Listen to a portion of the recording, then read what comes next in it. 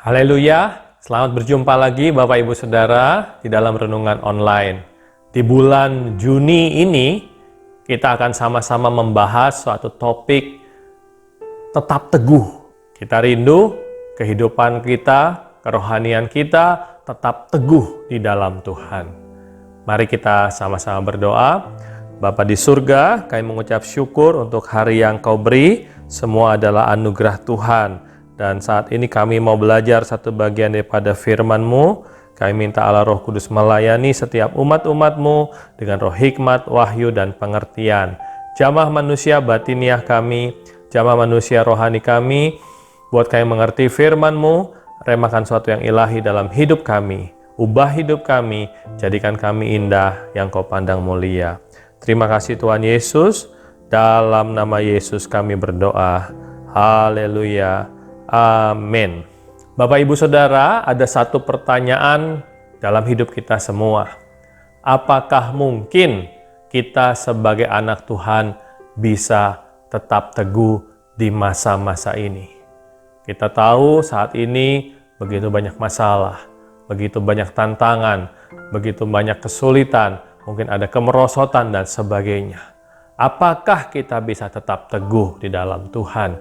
Apakah kita bisa tetap setia kepada Tuhan? Apakah kita bisa tetap melakukan firman Tuhan? Apakah kita masih bisa tetap berdoa? Apakah kita masih bisa tetap memuji Tuhan? Ini adalah pertanyaan yang penting di dalam kehidupan kita pribadi lepas pribadi. Dan saat ini kita akan belajar seorang tokoh yang dicatat oleh Alkitab, yaitu Daniel. Bagaimana keadaan Daniel? Apa yang bisa kita lihat, apa yang bisa kita pelajari dari kehidupan Daniel? Bapak Ibu Saudara, Daniel dan teman-temannya ditawan. Mereka dibawa dari Israel, dibawa ke Babel. Mereka ditawan, tapi mereka mendapat perlakuan yang baik. Mereka orang-orang yang terpilih. Mereka diajar 3 tahun di Babel karena mereka akan bertugas di istana raja. Godaannya besar. Mereka orang yang cakap,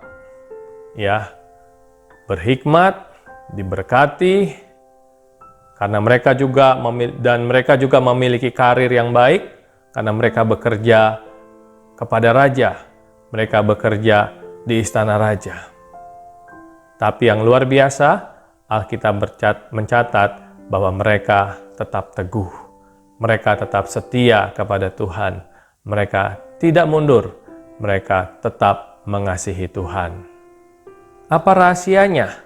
Hari ini kita akan belajar sama-sama apa rahasianya sehingga Daniel bisa tetap teguh sekalipun mereka sudah dibawa ke negeri yang lain. Yang pertama adalah Daniel memiliki fondasi yang kuat. Daniel percaya firman Tuhan. Fondasi kehidupan Daniel dibangun di atas dasar firman Tuhan. Saya mengajak Bapak Ibu Saudara semua, mari bangun fondasi kehidupanmu di atas dasar firman Allah. Firman Allah ya dan amin. Firman Allah tidak pernah berubah. Langit dan bumi akan lenyap, tapi firman Tuhan tinggal kekal selama-lamanya. Jangan hanya kita sekedar membaca firman Tuhan. Jangan hanya kita sekedar bicara tentang firman Tuhan. Tapi kita mau sungguh-sungguh membaca firman Tuhan. Kita mau sungguh-sungguh merenungkan firman Tuhan. Kita mau sungguh-sungguh taat kepada Tuhan. Kita rindu agar firman Tuhan itu mengubah hidup kita, menjadikan kehidupan kita indah di hadapan Tuhan. Daniel pasal 1 ayat yang ke-8 dikatakan Daniel berketetapan untuk tidak menajiskan dirinya dengan santapan yang diberikan. Kenapa Daniel bisa tetap teguh?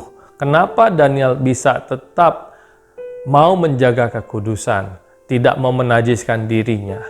Karena Daniel tahu firman Tuhan. Karena Daniel mengerti firman Tuhan. Karena fondasi kehidupan Daniel itu dibangun di atas dasar firman Tuhan yang teguh. Mari Bapak Ibu Saudara yang dikasihi Tuhan, saya mau mengajak kita semua. Mari baca firman Tuhan setiap hari. Mari bersaat teduh, renungkan firman Tuhan, pelajari firman Tuhan, sampai firman Tuhan mengubah hidup kita, sampai firman Tuhan menjadi fondasi dan kita akan tetap teguh di dalam Tuhan. Yang kedua, mengapa Daniel bisa tetap teguh? Karena Daniel memiliki komunitas yang baik. Daniel memiliki teman-teman yang luar biasa, komunitas yang baik. Kita baca sama-sama di dalam Daniel pasal yang pertama, ayat yang ke-6.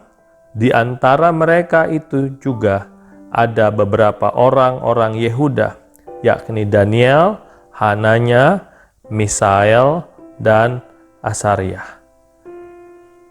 Ini merupakan satu komunitas yang baik. Mereka bisa saling mendoakan, mereka bisa saling menguatkan, mereka bisa saling mengingatkan, dan mereka bisa saling membangun. Itu luar biasa. Suatu ketika, Daniel mendapat masalah yang besar. Raja bermimpi, dan raja mengumpulkan orang-orang pintar, menanyakan apa arti mimpinya. Tapi saat itu, raja berkata, aku nggak mau kasih tahu mimpiku, silahkan kalian cari mimpiku dan artikan apa mimpiku. Kalau kalian tidak bisa, maka semua orang-orang pandai pada waktu itu akan dibunuh. Daniel dalam keadaan yang sulit, tapi Daniel minta waktu kepada raja, berikan waktu, dan Daniel pulang. Dan waktu Daniel pulang, dia bertemu dengan teman-temannya. Daniel memiliki komunitas yang baik, komunitas yang positif, komunitas yang saling mendukung. Di dalam Daniel pasal yang kedua, mulai ayat yang ke-16. Maka Daniel menghadap raja dan meminta kepadanya supaya ia diberi waktu untuk memberitahukan makna itu kepada raja.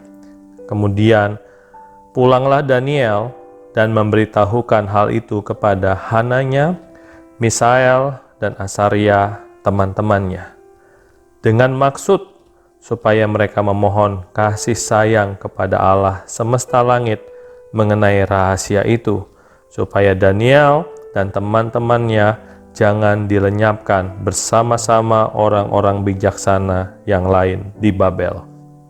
Waktu Daniel menghadapi masalah, Daniel memiliki komunitas yang baik.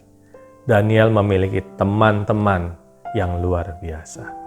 Daniel sampaikan itu kepada 3 temannya, dan mereka sama-sama berdoa kepada Tuhan. Mereka sehati, mereka meminta pertolongan daripada Tuhan. Gereja ini juga fokus kepada komunitas.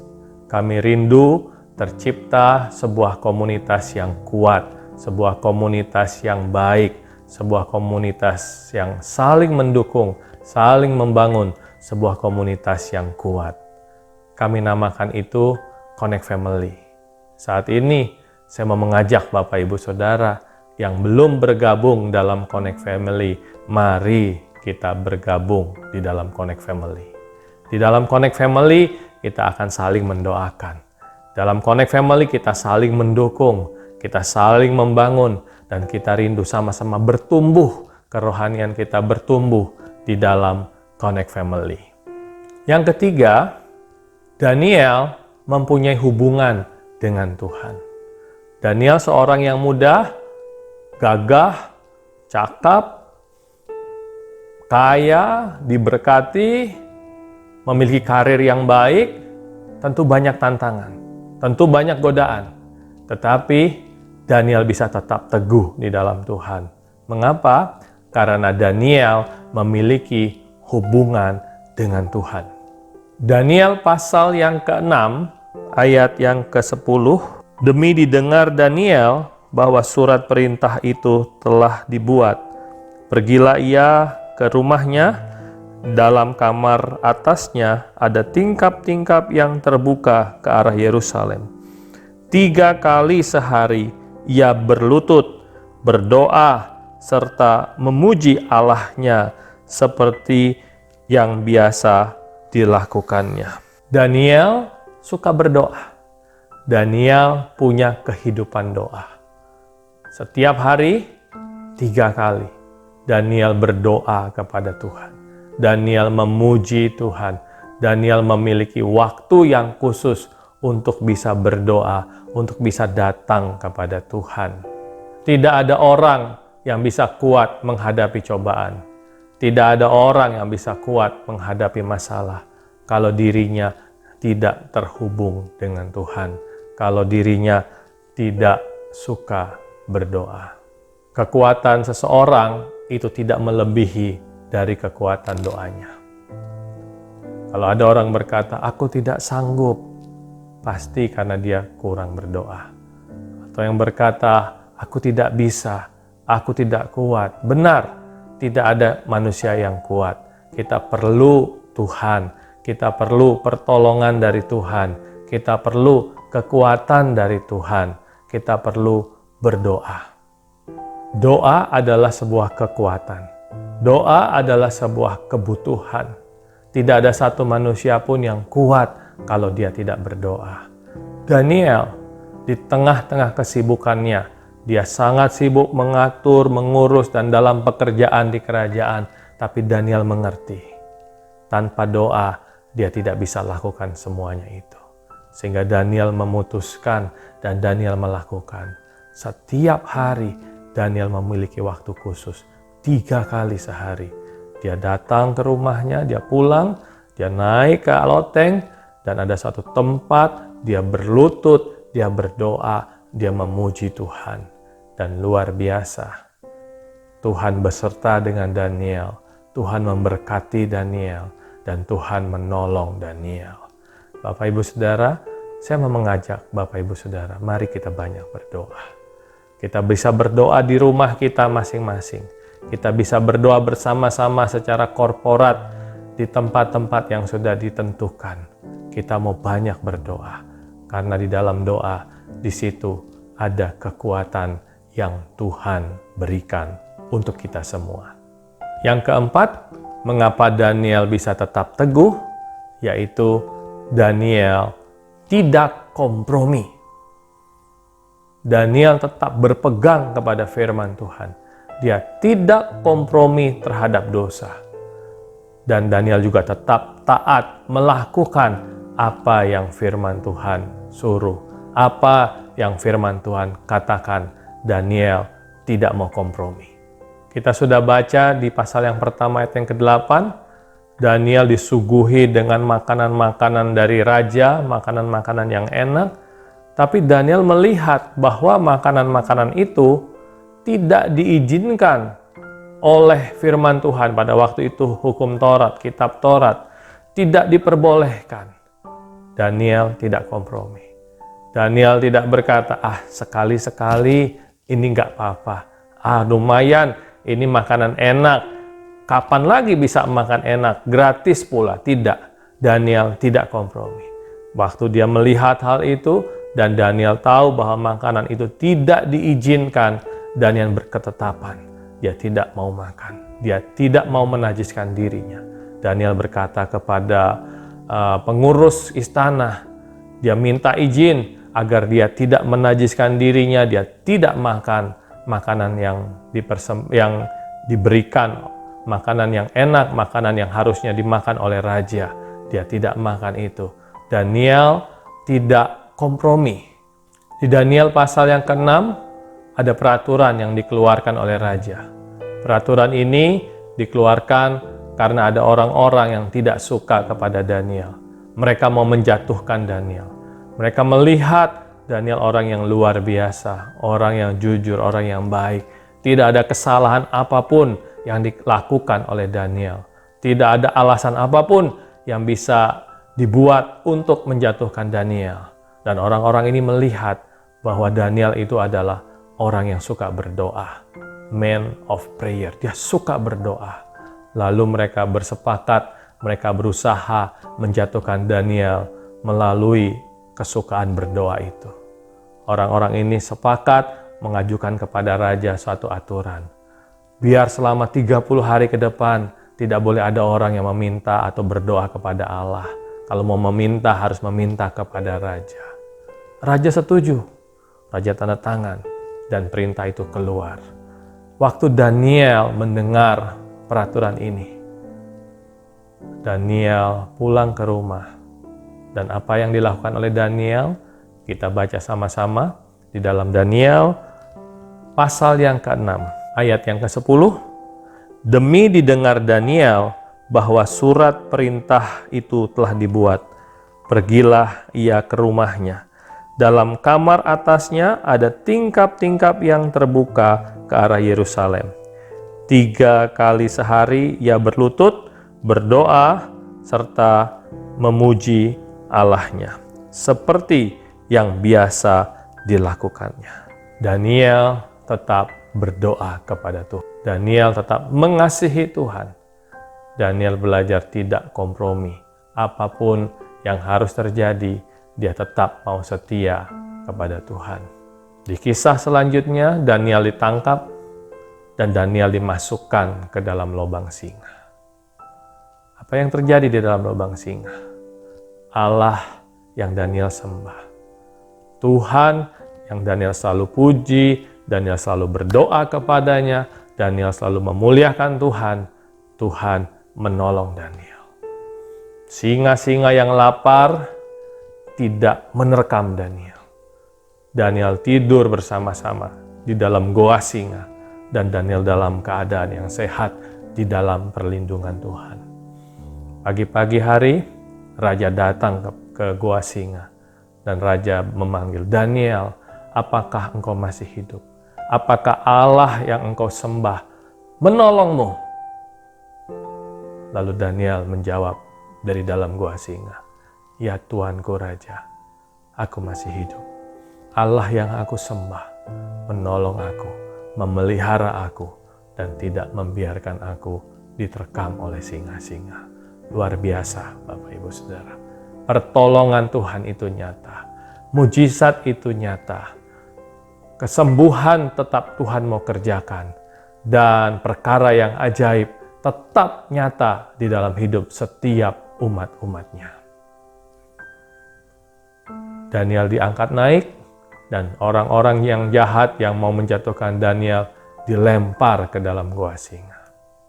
Dan Alkitab mencatat, singa-singa itu langsung menerkam. Dan mereka semua mati di dalam gua singa. Saat ini, di tengah keadaan-keadaan yang sedang terjadi di dunia ini, saya mau mengajak Bapak Ibu Saudara tetap teguh, tetap mengasihi Tuhan. Mari miliki fondasi yang kuat di dalam firman Tuhan. Baca, renungkan firman Tuhan, perkatakan firman Tuhan, sampai firman itu mengubah hidup kita, sampai sungguh-sungguh iman kita dibangkitkan. Yang kedua, mari kita mau punya komunitas yang mendukung, komunitas yang baik. Melalui Connect Family, kita mau saling mendoakan, saling membangun, saling menguatkan, saling mendorong, dan saling mendoakan. Di dalam komunitas yang baik, maka kerohanian kita akan bertumbuh dan kita akan tetap teguh. Yang ketiga, mari kita punya kehidupan doa. Kita berdoa secara pribadi, kita berdoa secara korporat. Kita mau datang kepada Tuhan, memuji, memuliakan nama Tuhan, berdoa. Doa akan membuat kehidupan kita, kerohanian kita tetap teguh, dan kerohanian kita akan bertumbuh. Dan yang keempat yang kita pelajari dari Daniel saat ini adalah tidak kompromi. Mungkin iblis akan memberikan tawaran-tawaran yang mau menjatuhkan hidup kita. Mari kita tetap tidak kompromi. Kita berkata tidak jika itu tidak sesuai dengan firman Tuhan. Percayalah, mata Tuhan melihat. Dan Tuhan tidak pernah meninggalkan kita. Pertolongan Tuhan selalu nyata untuk setiap umat-umatnya. Dan Tuhan selalu memberkati kita semua.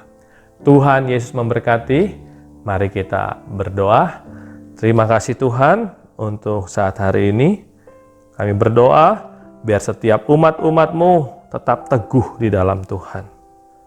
memiliki fondasi yang kuat di dalam firman Tuhan, memiliki komunitas yang baik, memiliki hubungan yang intim, yang dekat dengan Tuhan, dan setiap umat-umat-Mu tidak kompromi, tetap taat, tetap setia, dan tetap melakukan firman Tuhan. Dan setiap umat-umat-Mu akan tetap kuat melewati setiap musim kehidupan, melewati setiap masa yang harus kami lalui. Mungkin saat-saat ini ada keadaan-keadaan yang tidak terlalu nyaman, tapi setiap umat-umat-Mu akan tetap kuat di dalam Engkau. Umat-umat Tuhan akan tetap keluar sebagai pemenang. Dan kami percaya pertolongan Tuhan itu nyata dalam hidup setiap umat-umat Tuhan. Kuatkanlah yang lemah, sembuhkanlah yang sakit, yang mengalami masalah, Tuhan berikan kemenangan, dan penyertaan Tuhan selalu nyata. Terima kasih Tuhan Yesus, terima kasih. Dan saat hari ini Bapa, anugerahkanlah berkat yang terbaik daripada-Mu Bapa. Kasih sayang dari anak-Mu yang tunggal Yesus Kristus, serta persekutuan dari Allah Roh Kudus, menyertai hidup setiap umat-umat-Mu, mulai saat ini sampai Maranatha, Tuhan Yesus datang kembali di awan-awan yang permai. Dalam nama Yesus kami berdoa. Haleluya. Amin. Tuhan Yesus memberkati.